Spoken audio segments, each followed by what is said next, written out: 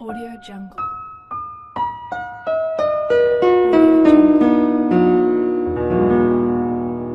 Audio Jungle. Audio Jungle.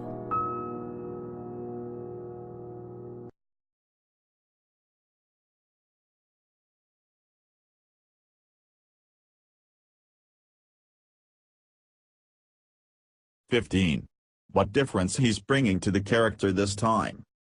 Plenty of fans out there, and perhaps even more vocally the critics, are wondering why on earth this franchise continues to pump out movies, though the dollar is a pretty big indicator. But when talking about the upcoming movie, Diesel was open about the amount of growth his character has gone through and how it may play out on screen. "Fast 8 is different. It's very dark. My character is conflicted in a way that is really going to shock you. He's coming off of a lot of emotion from 7 and the loss that 7 represents. It's kind of cold-blooded. It's going to hit you like a ton of bricks. We're sure you wouldn't be alone if you end up deciding that one viewing of the upcoming movie won't be enough." 14. The influence Paul Walker still has. Understandably, Paul Walker has been a topic of conversation for Vin Diesel throughout their time working together and more prominently following Walker's tragic passing. When talking about Walker's influence on the upcoming movie, Diesel wasn't shy in mentioning the impact that his death had on the entire production. "There wasn't a second we made this movie, not a minute, you can ask Gary, director, not a day that went by that we weren't thinking about our brother Pablo, how to bring him into the movie, how to represent him, and how to make something that he would be proud of." With early critics praising the movie, it's certainly looking like Diesel accomplished his goal. 13. How much he made for Fast 7, $47 million. Now when you consider that Furious 7 ended up making over $1.5 billion around the world, you need to understand that Vin Diesel was probably going to get paid a pretty penny to return to the franchise. But you may still be astonished to hear that Diesel's contract helped him bring home $47 million for the film. When putting together a list of the richest actors in 2015, Diesel took home the number 3 spot, trailing behind Jackie Chan and Robert Downey Jr. It's clear that one of Diesel's biggest strengths isn't just displayed on the screen, but also in the negotiation room. 12. Why he appeared in Tokyo Drift. You're going to read more about why Vin Diesel elected to step away from Too Fast Too Furious, but you may also be interested to hear that it was his request for the rights around the Chronicles of Riddick franchise, which he had previously starred in but was unsuccessful with critics, the box office, that persuaded him to cameo in the third. I think this was about the time that Fast 3 had already shot and they were testing it. Maybe it wasn't testing as well as it should have and they decide, maybe we need a cameo from Vin, because he wasn't in that movie. So, I do believe that in his savviness, Vin said, "Don't pay me for that cameo. Just give me the rights back," said David Towie, who directed Diesel and Chronicles of Riddick. 11. The influence of fans plus who was going to be Johnson's character. Do you have some issues with the Fast and the Furious franchise? Don't be afraid to voice them online. Diesel admitted in a past interview just how big of an influence fans can be. They were petitioning for Letty, Rodriguez's character, to come back, he said. "That was real," said Diesel when discussing why Rodriguez's character was brought back into the fold. Diesel also boasted that no other franchise in the world has a fan base that is as influential, including explaining why Johnson's character was added to the franchise.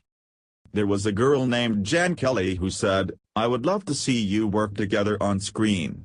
So the role that was originally written for Tommy Lee Jones, we gave it to Dwayne and he shined in it." 10. He's promised us at least 10 movies.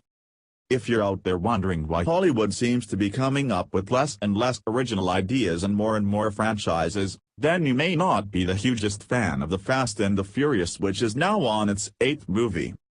But if you love the movies, which logically you do because you're reading this list, you may be ecstatic to hear that in a past interview Diesel admitted that there'll be 10 films total.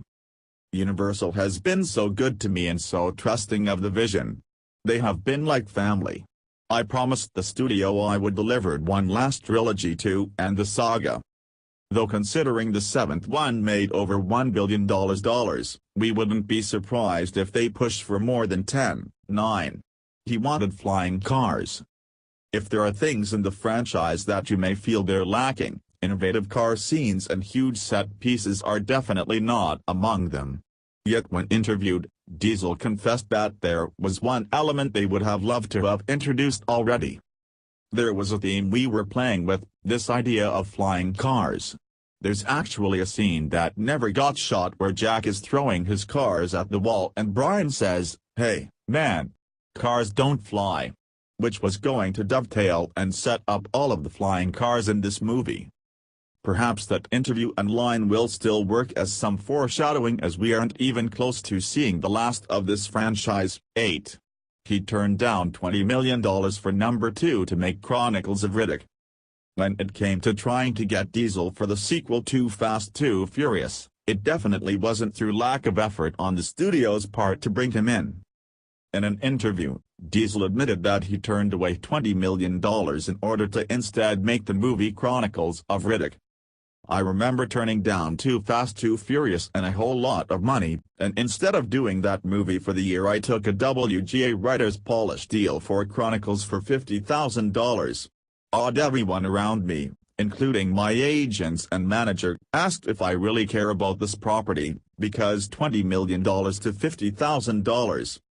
But he did say that making Chronicles was one of the best experiences he ever had as an actor. Below you'll also learn that this isn't the only reason for him stepping away from the second one. 7. He wasn't the first choice. Vin Diesel has obviously become iconic in the role of Dominic Toretto, but as is the case with many franchises in Hollywood, he was not the first choice for the role. Neil H. Mertz, who has been a producer on all 8 movies, has opened up about the original casting process. "I had been working with Paul Walker on another movie, Skulls, and I gave him the script, for The Fast and the Furious. Rob Cohen, who directs the first movie, who I had made the Rat Pack with, we gave him the script. The two of them liked the idea. And then we had to look for a Dom Toretto. The studio said, if you can get Timothy Olyphant to play that role we will green-light the movie. The luckiest thing that ever happened to us is Tim Olyphant turned us down." While it clearly was a lucky break, Mertz was also quick to praise Olyphant, saying that while it would have been a different series, he would have been interested to see that play out. 6. How the franchise changed him.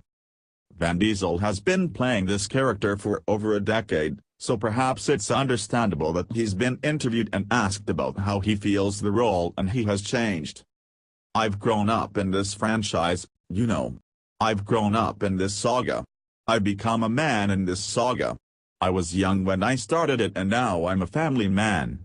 When the first one came out, I just had to deal with the responsibility of portraying the character, and now I have greater responsibilities in protecting a mythology for a global audience." While some actors may also start to get lazy with their franchises, Diesel is adamant the bar is still higher than ever. "I want to do significant work. I don't need to just work. If I'm going to do it, I go 110,000% in. I do with it with my heart and I do it with my soul." 5. His favorite moment of this series. While there are plenty of jaw-dropping moments in the franchise that we're sure are springing to your mind, when Diesel was asked about his favorite moment in the entire series, it was a badass quote he dropped that stood out to him.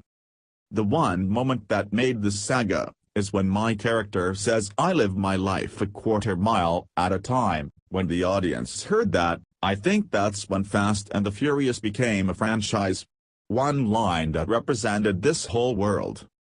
We're sure the screenwriter who came up with that line would have been ecstatic to hear that. 4. He thought the second script was trash but has regrets. While there are several factors that went into why he turned away the second movie, Diesel has come out and also admitted that if the script hadn't been terrible that he may have been comfortable appearing and that his decision not to is one he at least sort of regrets. "I would have said, don't walk away from it just because the script sucked in Too Fast Too Furious, because there's an obligation to the audience to fight, no matter what, to make that film as good as possible. Just walking away doesn't help that saga at all. I might have had a little bit more patience or belief in the long term of it," said Diesel. "We're sure you agree that his presence certainly helps the franchise now." 3. He doesn't really hate The Rock. There is no shortage of real feuds that have gone down on movie sets in Hollywood. In fact, it was definitely heavily reported that Diesel and Johnson may have been at each other's throats during the filming of this franchise. "My female co-stars are always amazing and I love them. My male co-stars, however, are a different story. Some conduct themselves as stand-up men and true professionals, while others don't. The ones that don't are too chicken shit to do anything about it anyway. Candy asses.